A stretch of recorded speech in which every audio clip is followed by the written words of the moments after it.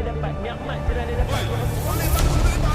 Jadi kita buat ibadat. Sudah tentu akhlak dia. Kita kat Mekah, hati kita bersih tu kan. Mak bapak kita pada tempat yang sewajarnya.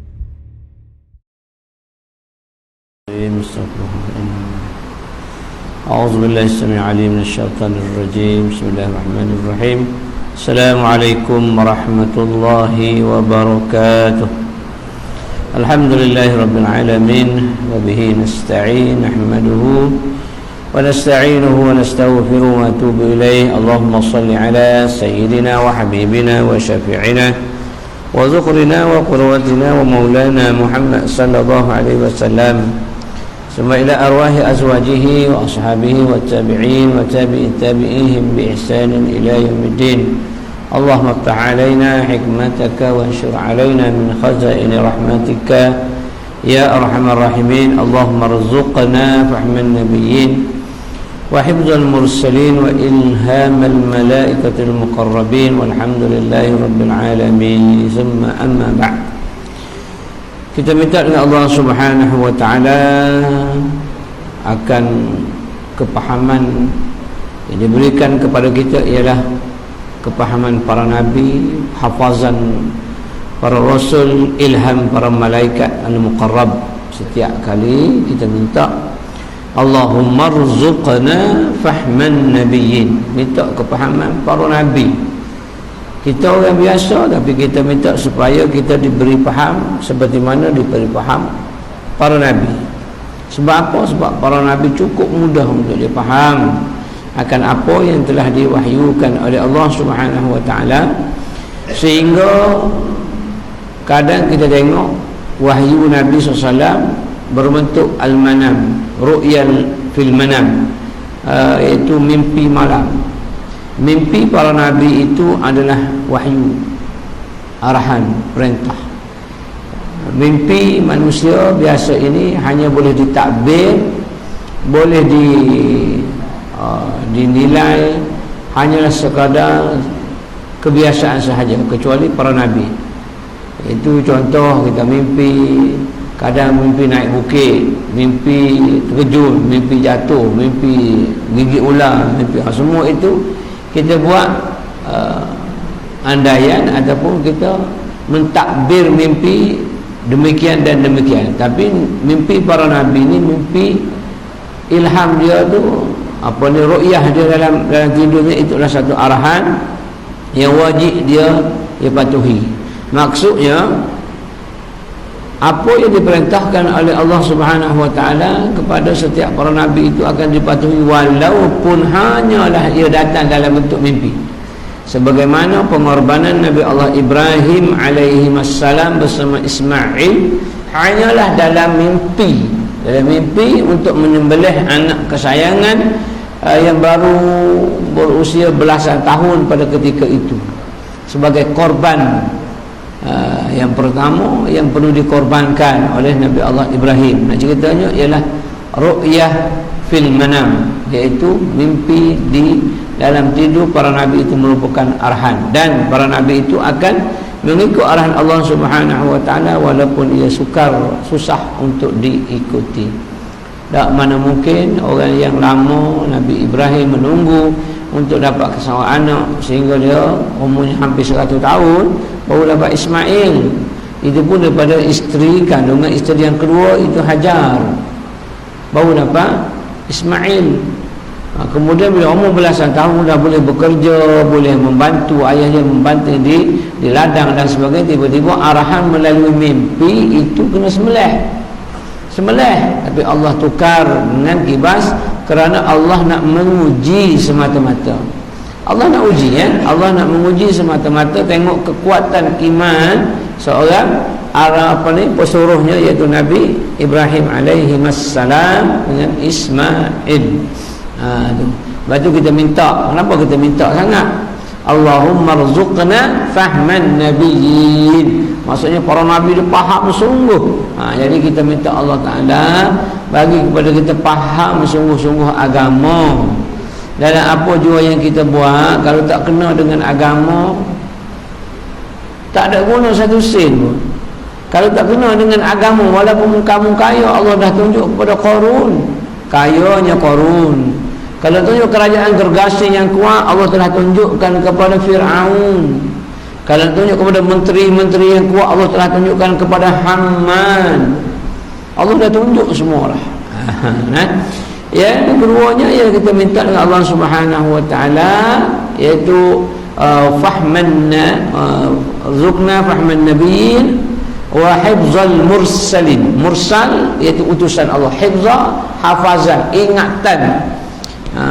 Di situ ingatan, hafazan dan juga cara beramal, menjaga agama Allah. Bagaimana para utusan Allah Subhanahu Wa Taala. Sebab dia beza Nabi dan Rasul, dia berbeza. Seorang Rasul pasti dia itu Nabi. Seorang Nabi belum tentu dia Rasul. Anda faham tu? Seorang Rasul pasti dia Nabi. Seorang Nabi belum tentu dia Rasul. Sebab Nabi Allah berikan wahyu untuk dirinya dan tak perlu disampaikan kepada umatnya. Manakala Rasul ialah utusan Allah yang Allah berikan untuk dirinya dan disebarkan kepada umatnya. Itu Rasul. Sebab itu kena faham, hifzal mursalin, hafazan, ingatan, cara jaga itu ialah para Rasul. Dan akhirnya wa ilhamal malaikatil muqarrabin, dan minta Allah ilhamkan, campurkan kepada ingatan kita sebagaimana Allah berikan kepada para malaikat al-muqarrab. Muqarrab maksudnya malaikat yang sentiasa dekat dengan Allah Subhanahu Wa Taala. Itu beza dia. Jadi mudah-mudahan itulah doa kita setiap kali kita baca untuk kuliah, untuk apa di rumah, sebagai doa harian kita minta dengan Allah Subhanahu Wa Taala. Baik. Qala al-musannif rahimahullahu ta'ala wa nafa'ana wa iyyahu bi ulumihi fid dharain thumma amin.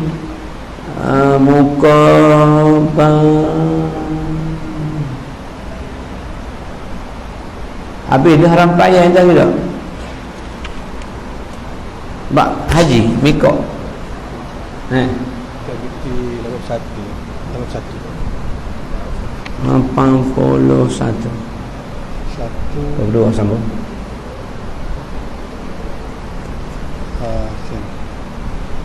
Rampaian. Okey. Haji dan umrah ni yang ada lagi yang tak pergi tak? Ada lagi yang VIP, yang package berlian intan semua sekali akan pergi lewat seminggu sebelum wukuf. Wukuf jangkanya ialah hari Rabu.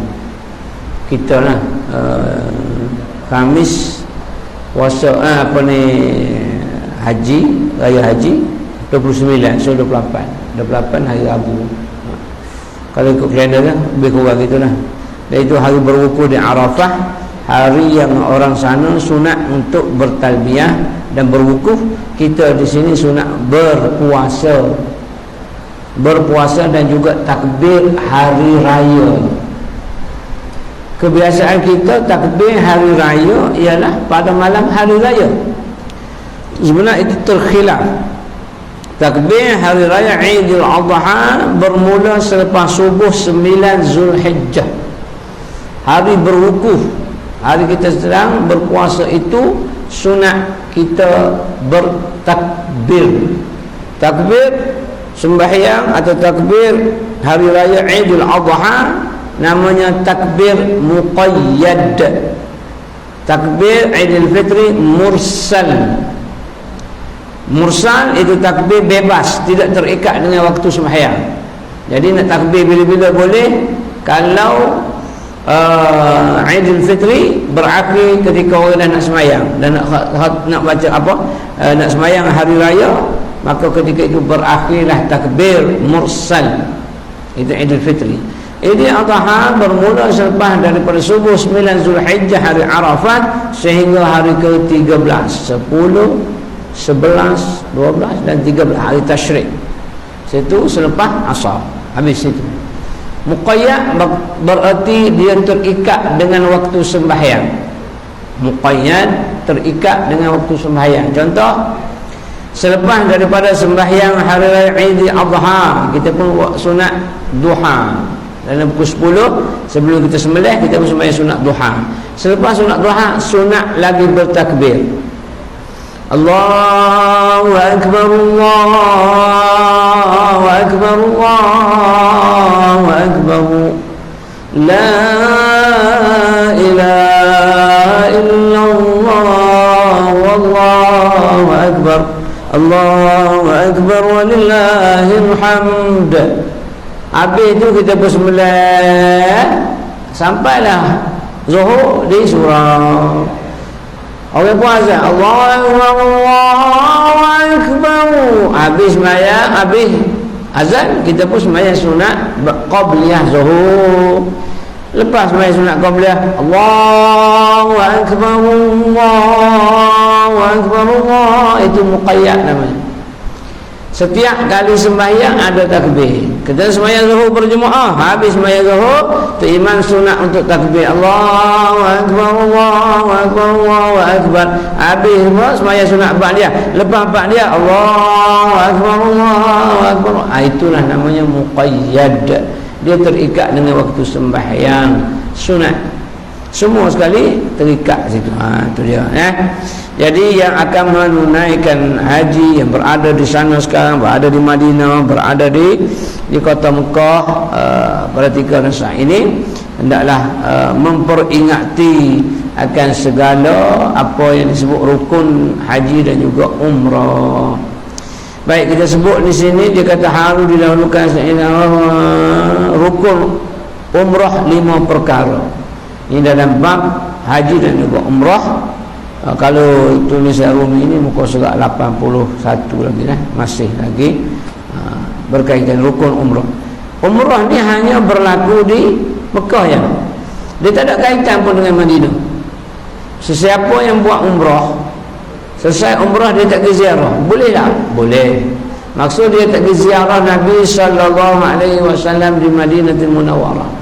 Hukum umrahnya sah. Walaupun tak pergi ziarah, ya, cumanya tak ada adab, itu je. Sebab yang ajar haji umrah ni ialah Nabi SAW. Dia lah tak guru kita, dia yang ajar kaifiat bagaimana dia ajar. Tiba-tiba kita bypass rumah dia, tak pergi ziarah dia, kita balik kampung buat korban. Buat korban, tapi kubur mak ayah kita sebelah ya. Kita tak pergi ziarah mak ayah kita sebab sibuk dah sembelih lembu 10 ekor. Tak ada. Esok nak balik pula ke Putrajaya sebagai contoh, tak ziarah mak dan ayah kita. Tentang ukur sendiri ya. Ukur sendiri kita tu anak baik ke anak apa? Mak ayah ada dan boleh mampu untuk pergi ziarah, sibuk macam mana pun, tapi tak pergi ziarah. Ukur sendiri ya. Anak kita tu apa dia? Kedudukan kita tu apa dia? Elok ke tak elok? Anak soleh ke anak toleh? Itu juga kaedah dia. Jadi pergi buat umrah tiba-tiba tak ziarah Nabi SAW di Madinah. Ada pakej. Dia tak pergi datang sebab tak ada masa dan tak cukup duit kau nak tak tahu. Dia kata dia pergi Mekah saja. Boleh, dia kata boleh. Macam tu kan dia. Sah tetapi tidak sempurna dari segi tertib dan adabnya, kerana tidak mengenal tok guru besar. Sebab tu ada satu kawan dulu masa duduk sekolah, dia orang tua dah. Dia kata, "Ustaz, aku ni tua lah," dia kata, dalam 60 lebih masa tu. Masa tu kita belah-belah dia 60 lebih. Arwah dah. Dah arwah dah. Apa kata dia? Dia kata apa? Dia kata, "Aku ada duit ni, aku nak pergi India." Dia tak boleh nak pergi India. Kata, "Apa ada? India apa? Nak pergi jumpa Tok Guru." Yang kita ni ada Tok Guru, nak pergi jumpa Tok Guru lebih baik. Kata begini pada, duit ada, pergi jumpa bapa segala Tok Guru. Tok Guru ada India tu, dia belajar dengan Tok Guru mana? Tok Guru Pakistan. Tok Guru Pakistan belajar dengan Tok Guru mana? Tok Guru paling besar ialah Muhammad bin Abdullah Rasulullah. Dia duduk di Madinah. Kata pada ada duit, pada kena pergi di Madinah dulu. Sebab itu raja bagi segala cikgu, raja bagi segala guru. Nabi kita Muhammad SAW. Jangan salah. Dia kata aku kena pergi India dulu sebelum pergi Mekah. Sebab nak pergi ziarah Tok Guru. Tak, kena Tok Guru besar Nabi kita Muhammad sallallahu alaihi wasallam. Jangan salah. Jangan salah. Dia kata nak pergi India, nak pergi ziarah dulu. Tak. Sebab kita terima ilmu daripada Nabi sallallahu alaihi wasallam, la tashaddur rihal illa fi salasin. Jangan kamu menyusah untuk kamu berpindah ganda, untuk kamu berrihlah. Rihal maksudnya berpindah ganda, musafir. Jangan nyusah illa fi salasin, kecuali 3 tempat ni je. Maksudnya boleh habis duit, boleh susah payah untuk 3 tempat. Pertama Masjidil Haram, yang kedua Masjid Hazar iaitu Masjid Nabi SAW Madinah, dan Masjidil Aqsa di Palestin. 3 ni mau habis duit tak apa. 3 ni habis duit tak apa. Bukan habis duit nak pergi tengok London. Okeylah London tu buat, nak pergi tengok Turki. Sebab dia artifak ke apa benda dia tu cantik, nak pergi tengok Turki dulu. Mekah tak pergi lagi. Mekah dulu, Ipoh duit pergi Mekah dulu.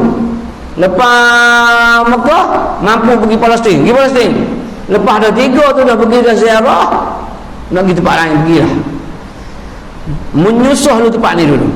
Kalau dapat apa ni golden estate daripada mana-mana jabatan ataupun daripada tempat kita kerja, pilihan bercuti Mekah. Jangan ambil London. Dia kata Mekah kena tambah lagi 3,000, tambah 3,000. Tu kaedah dia. Tu maksudnya la tashuddur rihal. Jangan menyusahkan untuk berpindah ganda untuk ziarah, melainkan 3 tempat tadi. Nah, jadi ni kita pergi ke Mekah. Umrah hanya berlaku di Mekah. Miqat, tawaf, sa'i, cukur gunting. Itu yang umrah. Miqat tempat kita niat pakai ihram, masuk Masjidil Haram, tawaf 7, sa'i, Safa Marwah 7, tahlul. Selesai. Tak berlaku pun di Madinah. Kalau nak buat ibadat, nak sembahyang, nak buat haji, nak buat umrah, semuanya berlaku di Madinah. Nabi tak payah pindah ganda di Mekah. Nabi tak perlu pindah ganda pergi ke Madinah. Tapi sebab apa? Sebab nak tengok Islam itu memerintah, maka Allah perintahkan Nabi kita Muhammad sallallahu alaihi wasallam, para sahabatnya untuk berpindah ke Madinatul Munawwarah untuk melaksanakan hukum Allah Subhanahu wa taala. Bukan hanya untuk ibadat semata-mata. Ibadat ni, ibadat boleh buat di Mekah. Sembahyang Mekah. Nak buat apa? Boleh buat Mekah. Haji umrah di Mekah. Tapi kenapa hijrah? Sebab nak tengok satu lagi arahan Allah, melaksanakan hukum Allah sebagaimana yang telah diperintahkan. Wa tilka hududullahi fala ta'taduha. Itulah hukum hudud Allah Subhanahu wa taala, batasan-batasan Allah yang telah Allah perintahkan. Fala ta'taduha, jangan engkau melampaui arahan Allah. Apa melampaui? Melanggar atau meninggalkan. Allah suruh kau langgar, Allah suruh kau tinggal. Itu melampau. Allah perintah engkau tak buat, Allah perintah engkau langgar. Maka itu namanya ta'tadu, melampaui batas. Maka rukun umrah itu niat, tawaf, sa'i, menghilangkan 3 helai rambut pada kepala dengan bercukur atau sebagainya. Yang kelimanya tertib. Itu saja. Itu sahaja. Botak sunat muakkad. Botak. Ramai yang pergi tak nak gunting, tak nak cukur. Hilang 2-3 urat je. Kenapa sayang rambut? Rambut tumbuh balik. Rambut ni Allah buat dia tak sama dengan gigi. Gigi Allah tak buat macam rambut. Tengoklah. Kalaulah gigi tu macam rambut, sudah ada, pasti ada baba gigi. Tiap-tiap bulan kena potong gigi. Sebab nak bercakap tak boleh, dia panjang-panjang sampai ke dagu. Faham? Warna tak kerak gigi tu. Rambut Allah akan bagi tumbuh balik.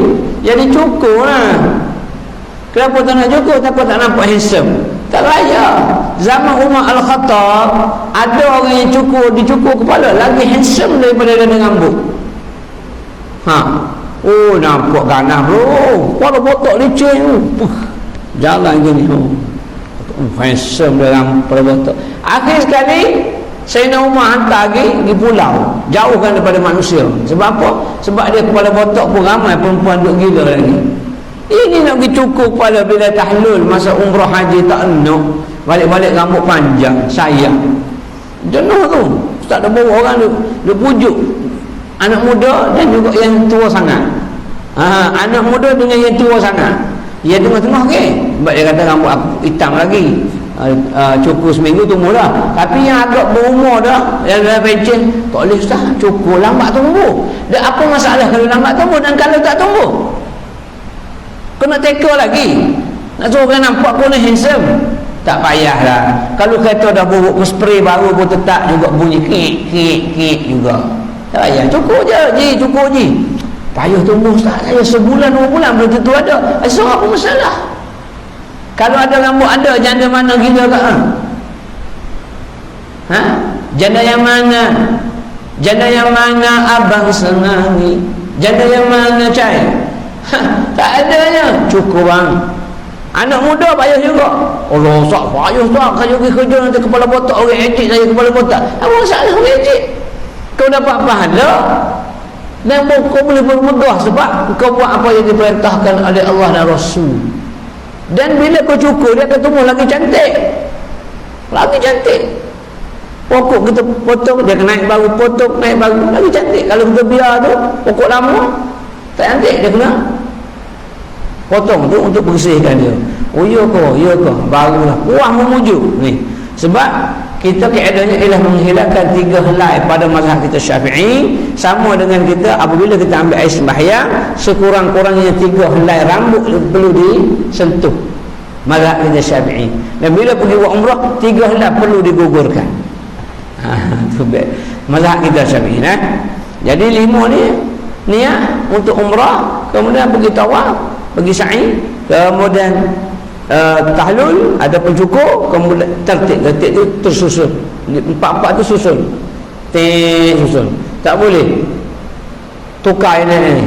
Ada kes yang saya dah sebut sebelum ni, dia pergi kat Mekah buat, dia pun tengok orang ramai musim haji buat umrah ramai ya, jom dia ajak isteri dia pergi sa'i dulu, pergi sa'i, habis sa'i dia pun mari tawaf, lepas tawaf dia pun kerak rambut, dia tunggu disaji, tunggu kawan dia sepasang lagi lambat sampai. Dia kata, mak, mana kau lambat? Lama tak boleh tawaf bawah lah, aku tawaf bawah ni. Kau bodoh dia tu. Orang datang dah ramai, dia tengah tawaf, kau pergilah sa'i dulu. Tak boleh, kena tertib. Mana mau orang ramai kita pergi sa'i, lepas tu kita mari pula tawaf, lepas tu kita tahlul. Masalah dia, kau gila apa? Tak ikut tertib. Boleh. Dia dengar dia pakai otak dia. Akhir sekali datang mutawil dia, Ustaz nak tanya ni. Dia siap awal, saya siap lambat. Dia pergi sa'i dulu, Ustaz. Boleh tak Ustaz? Tak boleh sa'i. Dia menengok ke Ustaz dia. Tak boleh Ustaz. Ya ke Ustaz? Bukan sa'i, dia boleh tawaf sama je sebab tak boleh. Kau dah tahlul, dah kerak rambut dah. Dah potong rambut sebelum daripada sempurnanya hukum yang sebelumnya, maka dia kena bayar dam, kena denda. Tengok berapa lah dia kerak. Sedap-sedap kambing, nasib baik dia tak naik kat bilik lagi. Kalau naik kat bilik, dia cukur bini dia. Unta bos, 1 ekor unta, masa tu 3,500 sekong. Jangan main-main, sebab tertib je. Sebab tu dalam bab ni kita kena jangan malu untuk tanya. Yang kes perempuan yang masuk dalam hijab Ismail, kemudian dia tawaf, dia tak tambah 1 pusingan. Tawaf pusingan dia masuk hijab Ismail tak sah, sebab hijab Ismail sebahagian daripada Kaabah. Dia balik ke Malaysia, dia tidur dengan lelaki dia, ada kuliah macam dia tanya Ustaz, kalau kita masuk dalam hijab Ismail, kemudian kita tak tambah lagi pusingan, macam mana Ustaz? Dan kita balik, kita dah tahlul, kita dah bersama dengan suami, hukumnya umrah tak sah, tak sempurna, tak sah lagi, dan umrah ni kena qada semula. Dan dia telah melakukan salah satu pantang yang 13 itu bersetubuh, maka kena bayar dam unta sekong. Dan unta tu ustaz dapat makan sup unta. daripada seorang perempuan yang telah bersama dengan suaminya kerana salah, tak sah dia punya umrah. Ingat, itu umrah. Haji bergantung pada hari wukuf. Wukuf itu Arafah. Al-Hajj huwal Arafah. Haji itu Arafah. Siapa yang mampu untuk berada di Arafah walaupun sekejap, maka hajinya akan sah. Tapi siapa yang tak mampu untuk berada daripada Arafah walaupun sekejap, maka hajinya tak sah pada tahun berkenan, perlu diganti pada tahun yang berikutnya. Sebab tu orang sakit pun hospital King Abdul Aziz akan bawa dengan ambulans. Tiau balik. Adapun melontar jamarat dan sebagainya, dia boleh upah. Adapun wukuf di Arafah, no, dia kena physically, orang itu kena berada di situ. Jadi yang membezakan dengan yang lain ialah siapa yang mampu berada di pada Arafah, maka dia dikira haji pada tahun itu. Tak ada di Arafah, maka tak dikira haji pada tahun berkenaan. Ketika orang sedang berpanas-panasan di Arafah berwukuf, kita di Malaysia berpanas-panasan untuk berpuasa. Tempat sunat puasa sangat tu. Jangan lupa tolong ingatkan kawan-kawan kita di Instagram ke, di WhatsApp ke, wukuf di Arafah sunat untuk kita berpuasa, untuk sama-sama berpuasa. Dan surah buatlah iftar jama'i untuk orang berpuasa pada hari berkenaan. Pahala melimpah ruah yang akan diberikan kepada orang yang berpuasa dan beri makan orang yang berpuasa. Rukun-rukun haji dan umrah wajib disempurnakan, tiada boleh ditampal dengan dam. Yang demikian tiada terbuka ihram selagi tidak dikerjakan. Orang yang telah berniat masuk mengerjakan haji tiada menyempurnakan salah satu daripada rukun-rukunnya seperti tawaf. Tetap ia dalam ihram, maknanya haram atasnya perkara yang haram dalam ihram selama-lamanya selagi ia tidak pergi tawaf, sekalipun ia balik ke negerinya dan hajinya masih tergantung sehingga ia menyempurnakan tawaf itu dan rukun yang baki. Ini kena buat juga. Seketidak dia akan berada dalam ihram. Ihram ni ialah mengharamkan 13 perkara tu. Kalau ingat semula bau-bauan, tak boleh binatang, tak boleh nak memburu binatang, mematahkan pokok-pokok kayu yang hidup ni di tanah haram. Dan lagi tak boleh nak bersama, tak boleh nak akad nikah, tak boleh nak terima nikah. Semua berkaitan dengan nikah.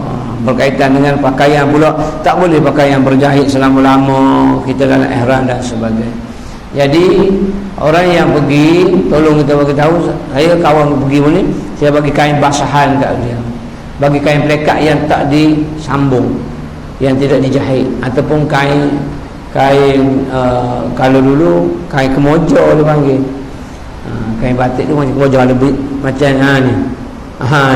Yang ni sangat penting masa berada di Arafah dan juga di Arafah sekejap masa di Mina ketika sedang kita bermikot di situ, bermikot bermalam di situ 3 malam, maka itu yang penting.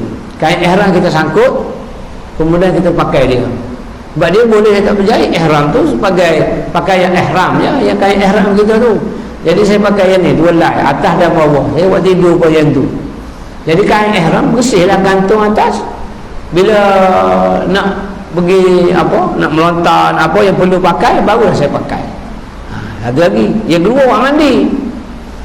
Orang lain tak mandi, saya mandi 3 kali sehari masa ada di Arafah, masa berada di Mina. Pakai kain. Kalau ada kain ihram saja penat. Nak basuh kain ihram masa tu satu pasang dia ambil 30-40 sepasang untuk basuh. Bayangkanlah berapa lama kita berada di dalam ihram. Tengok haji apa kita buat, ifrad ke, haji tamattu' ke, haji qiran ke, tengok jenis haji yang kita buat. Tapi biasanya kita ni haji denda lah. Orang Malaysia ni biasa buat haji denda, haji tamattu', bayar kambing seekor, dia pun pergi buat umrah dahulu, maka dia bebas. Tunggulah pada 8 hari bulan Zulhijjah untuk pergi ke Mina. Kalau ikut rukun dia yang sebaik-baik dan semolek-moleknya 8 hari bulan Zulhijjah itu dia telah pun berada di Mina. 9 hari bulan barulah pergi ke Arafah. Itu dia punya hierarki detail dia kaedah. Tapi kebiasaannya tabung haji akan bawa pada 9 hari bulan untuk berwukuf. Sebab tak dan nak bawa pergi ke Mina pada 8 hari bulan. Orang ramai sangat. Yang pergi awal, yang jalan kaki, Pakistan, Bangladesh, apa yang duduk yang jenis-jenis tak ada kemah. Yang tu memang ramai sangat. Mereka pergi ambil sunat 8 hari bulan, hari tarwiyah.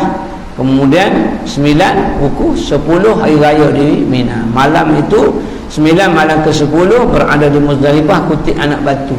Kalau muassasah tabung haji, dia telah sediakan anak batu di padang Arafah untuk 4 kali lontaran, 4 hari lontaran. Dia dah sedia dah. Cuma pergi ke Muzdalifah, kutip juga anak batu sekadarnya, mengambil pahala mengutip anak batu. Ambil bersih-bersih pada malam ke sebelum subuh, tengoklah turn maktab mana-mana untuk pergi ke Mina untuk bermalam di sana. Di situlah yang kita sebelum kita bertahallul atau sebelum kita tahallul awal untuk melontar pada hari raya pertama, maka masih lagi dalam ihram. Itu tempoh dia tu. Tapi bagi orang yang haji ifrad, haji bersama, dia tak payah dam, maka sepanjang dia niat haji umrah dia, maka dia berada dalam ihram sepanjang sehingga dia bertahlul. Mana kalau duduk di Makkah itu 10 hari lah duduk dalam ihram. Yang pergi dengan saya 2017, dia buat ifrad dengan isteri dia. Dia masih muda, 30-an. Saya pun kagumlah, suspek dan juga respect. Macam mana dia boleh pertahankan hingga 20 hari lebih berada dalam ihram. Susah nak jaga rambut mandinya, bulu gugurnya, wangi-wangian, lalu kok Masjidil Haram pakai spraynya. Ish. Tapi dia boleh tahan. Sama ada betul ataupun kejahilan. Saya takut kejahilan. Saya risau yang tu. Risau jahil. Jahil macam mana? Bila arak lalu qu'ud, kasturi kayu gaharu. Spray. Malaysia wangi bagus. Malaysia wangi bagus. Dia bukan kira kita heran dia nak jual, dia tu spray. Kita pun wangi. Dah satu dah kena dah. Gugur rambut mandi dengan sengaja, dah dam lagi.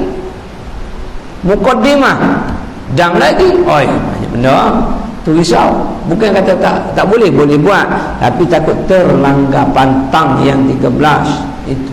Jadi bayar saja kambing seekor tamattu', maka berbahagialah. Tamattu' berseronok-seronok. Masuk saja Mekah, buat tawaf selesai, sa'i, maka kita pun bertahallul bebas, pakaian biasa je.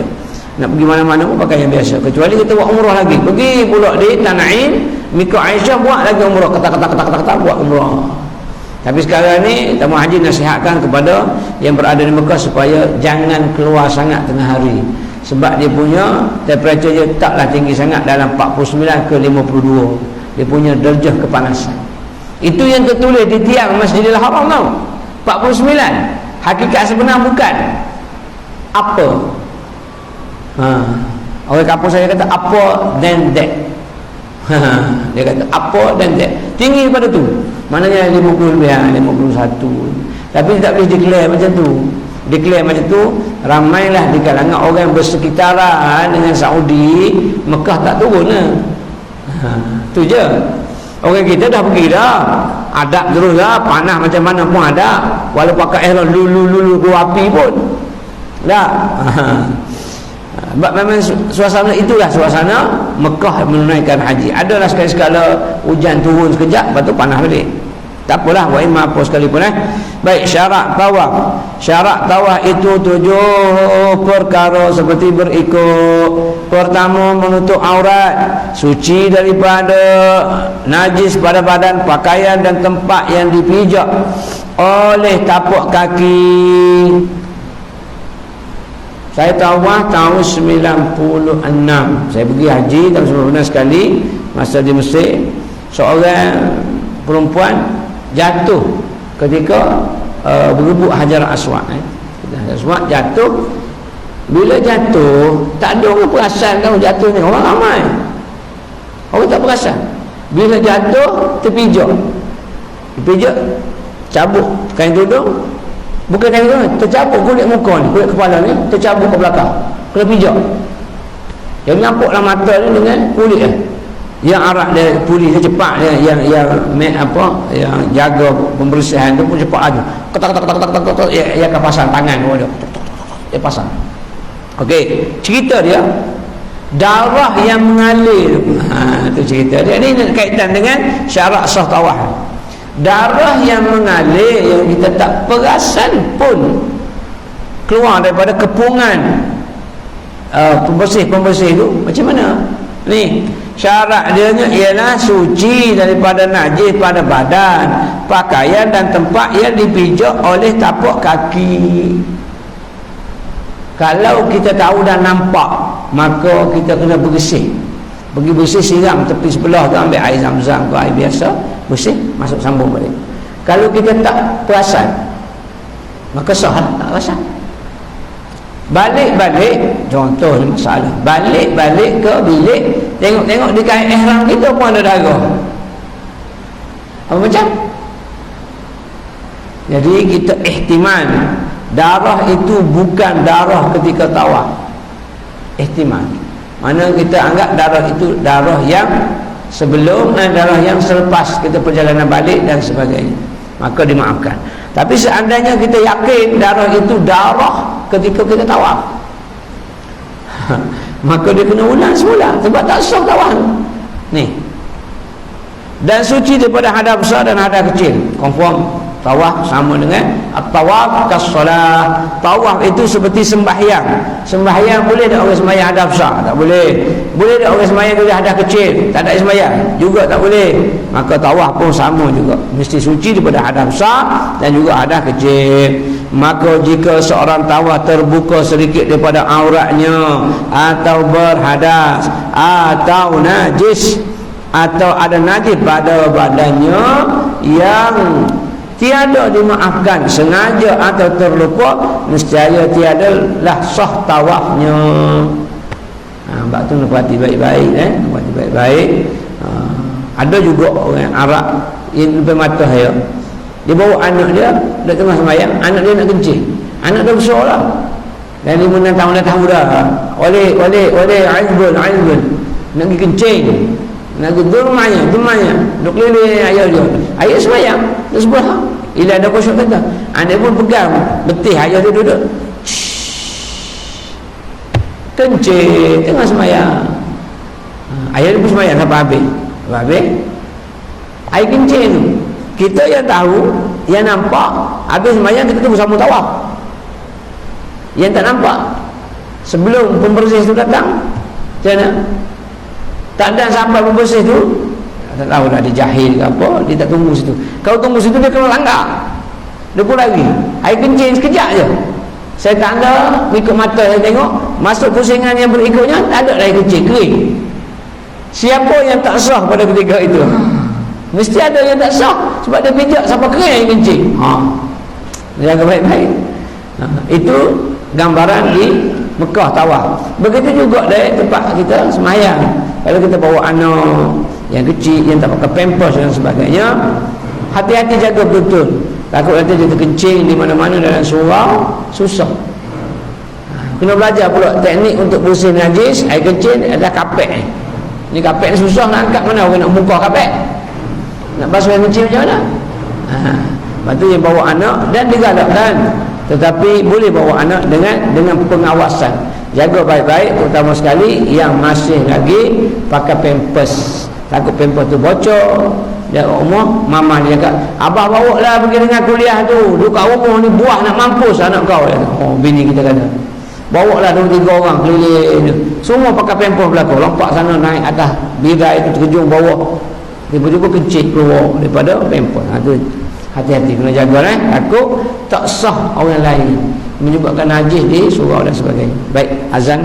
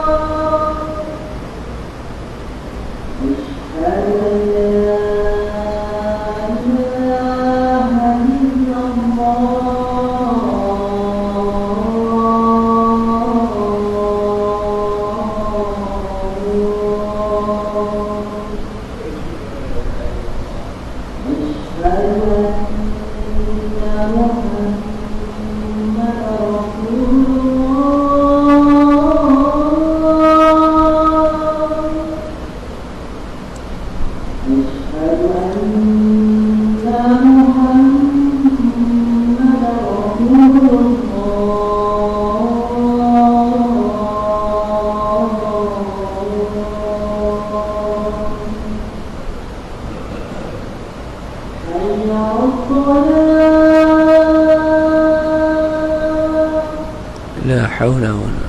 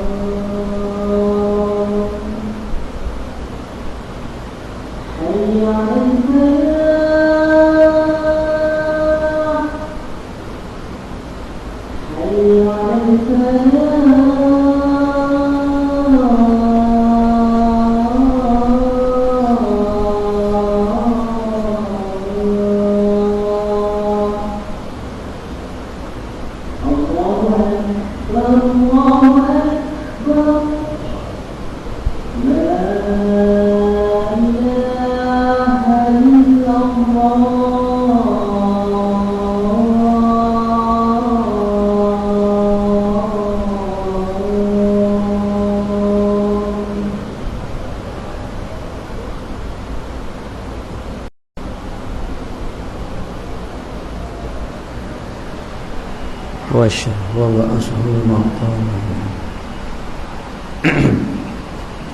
Baik, kita habis yang nombor 1, syarat yang pertama. Yang tiada dimaafkan sengaja atau terlupa nescaya tiadalah sah tawafnya, tu ada najis. Demikian juga perempuan yang merdeka jika terbuka sedikit daripada kakinya atau kepalanya walau sehelai rambut sekalipun. Kenapa disebut perempuan merdeka?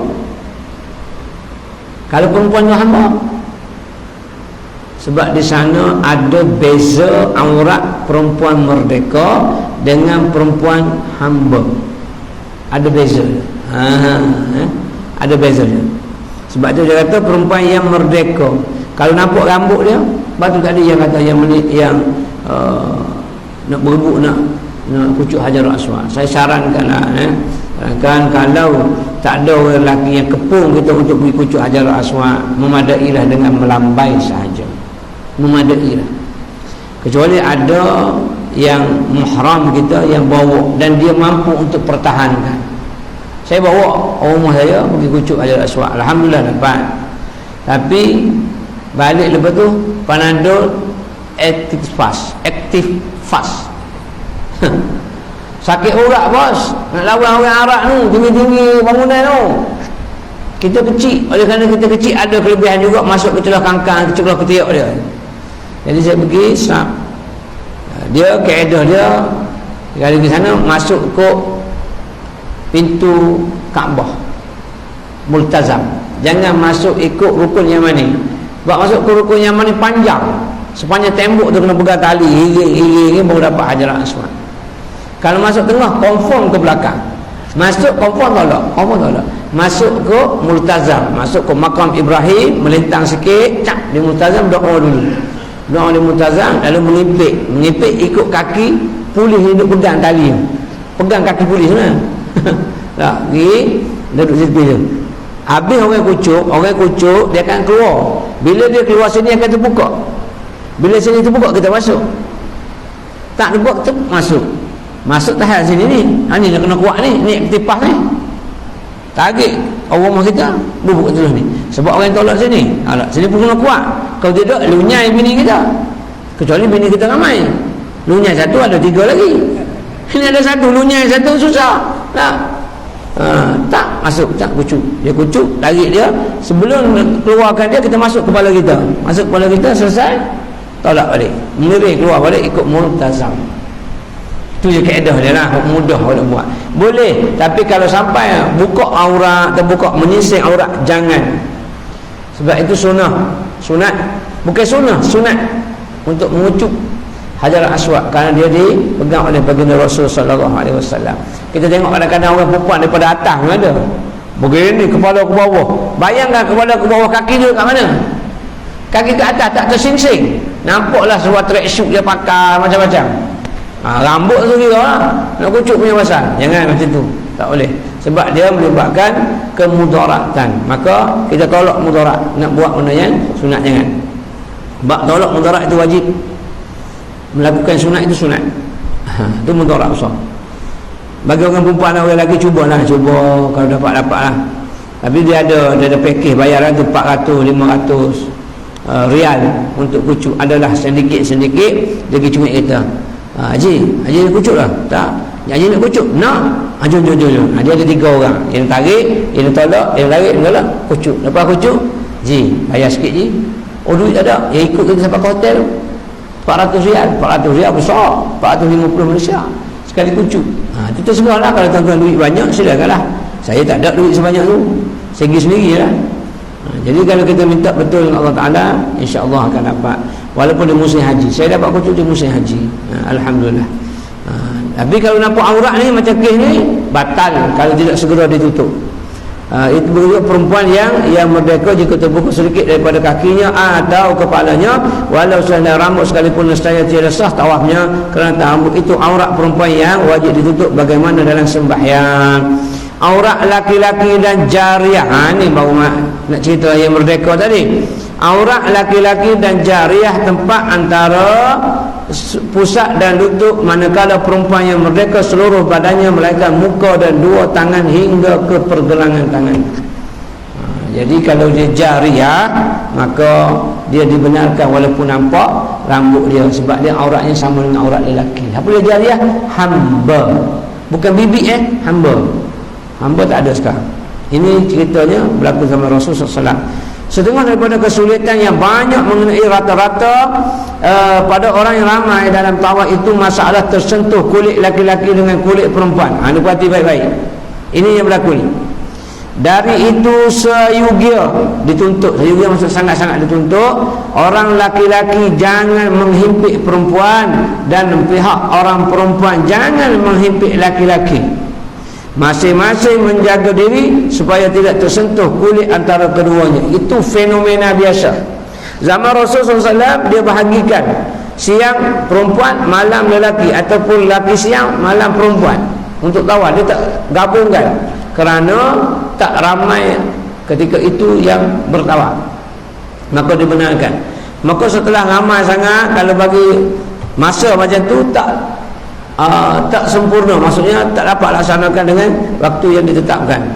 Jadi terpaksa dia mencampurkan. Inilah yang jadi perbahasan juga dalam seminar dengan agama-agama lain, iaitu orang Yahudi kata orang Islam ni orang yang dipanggil double standard hukum.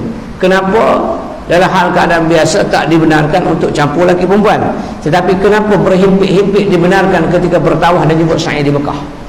Sedangkan ketika itu kamu sedang menghadap Allah kamu. Susah juga nak jawab tu. Sebab dia tak faham masalah darurah atau mahzurah, kaedah fiqh, dia tak mazhab lagi, tak faham.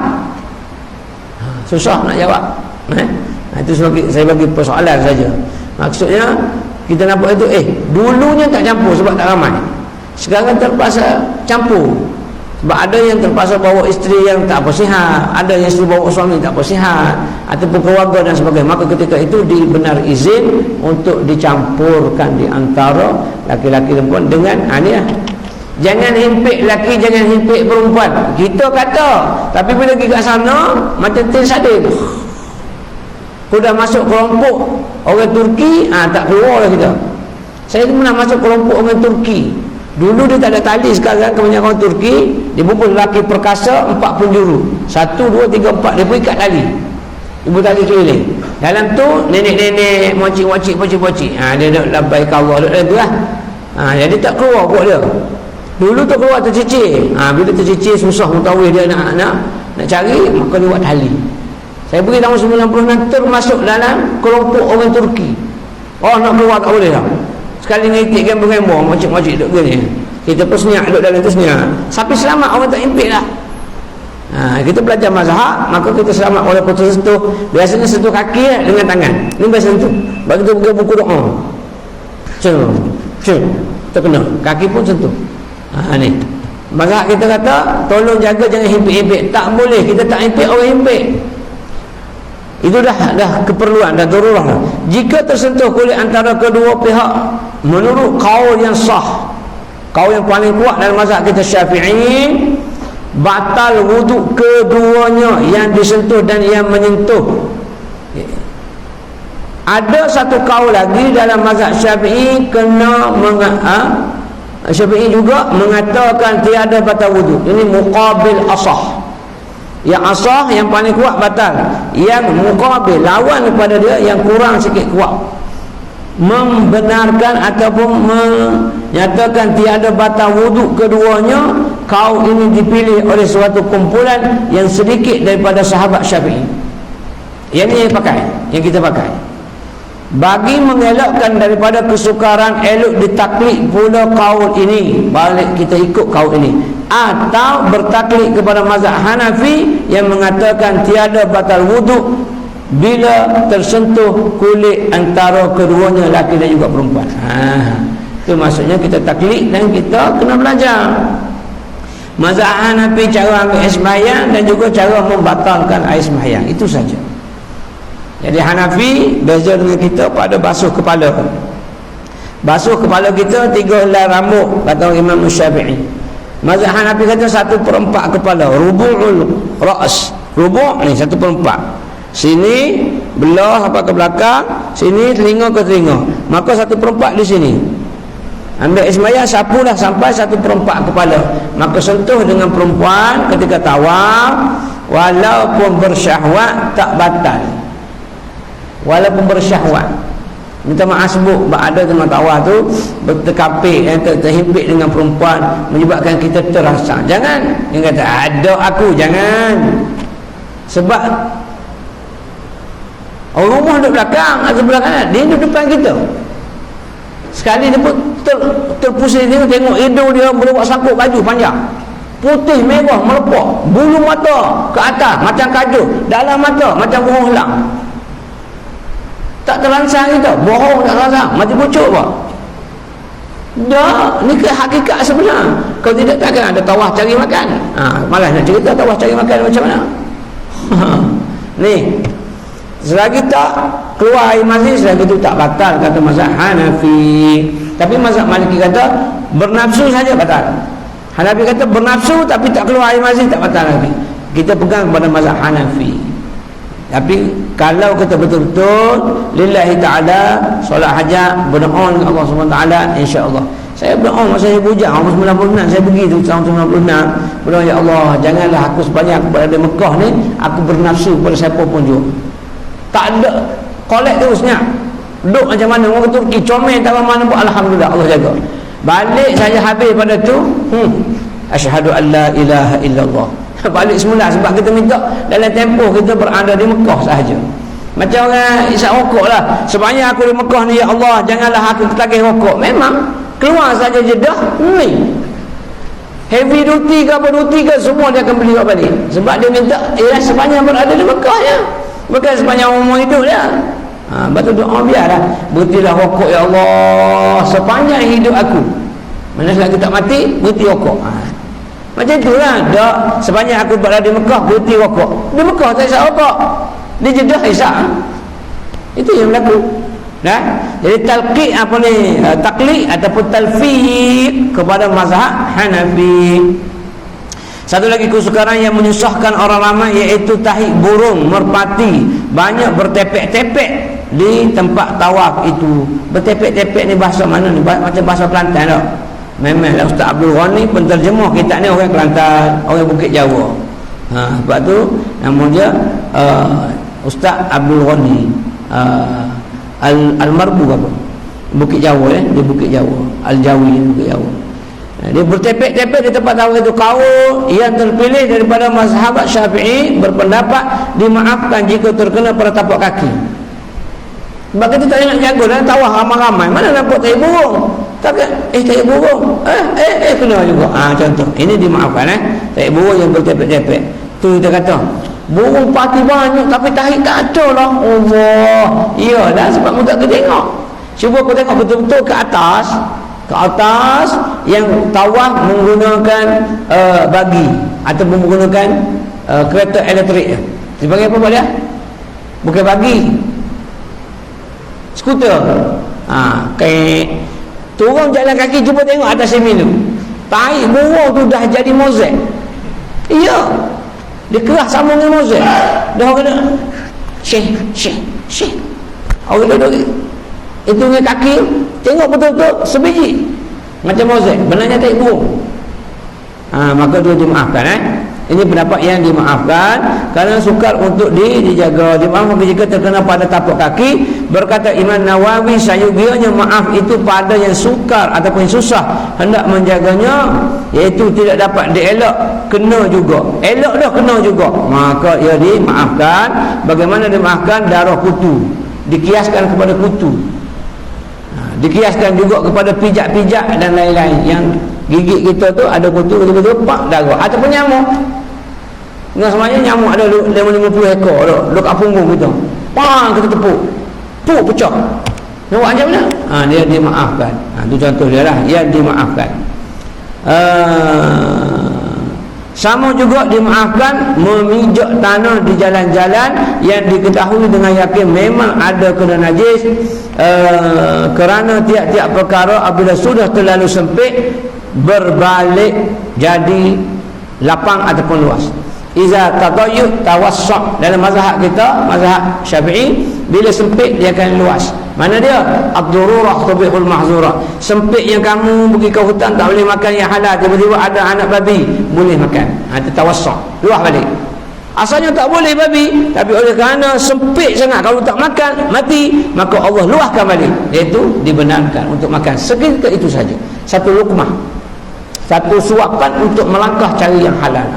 Maka kaedah yang sama, kalau kita tak mampu untuk mengelak contoh yang ada najis, yang confirm kita najis, ialah tandas.